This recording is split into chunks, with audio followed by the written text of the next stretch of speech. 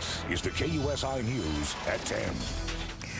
Today's veterans from Iraq and Afghanistan, the wars there, are finding some of their biggest challenges are happening after they leave the battlefield, especially when it comes to making the transition back into the civilian world. But those vets are getting some much-needed help these days. KUSI's John Soderman is here now with that story. John? Sandra, Iraq and Afghanistan war veterans are finding themselves on a new battlefield as proven by some troubling statistics. 40% of the homeless on San Diego County streets are veterans, with an increasing number of Iraq and Afghanistan vets ending up homeless. And those Iraq and Afghanistan vets have a higher rate of unemployment compared to their civilian counterparts. And then there is this sobering statistic concerning what our troops are currently going through. Last year, more active duty troops killed themselves than were killed on the battlefield. What's the point of all of this? That life in the U.S. military today is no cakewalk. And for those getting out, it can be downright scary. But Navy vet Daniel Allenby is all smiles as he contemplates life after the military.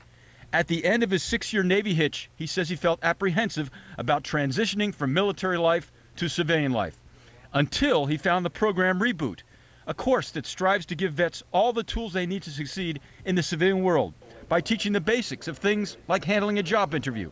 The second week was all about interviewing skills and how to get a job, and that was stuff that the military really didn't stress on the way out. In that transition phase, they also taught us how to deal with interviews and how to approach them. Things that not too many people in the military are accustomed to doing when looking for a job. But perhaps what REBOOT does best for these vets is what could be called a front-end realignment of one's thinking process. The kind of services that they provided us going through the program were sort of ways of retraining our brains to think and process and understand, and it just gave us a new way of thinking for ourselves, and that was not something that the military gave us on the way out.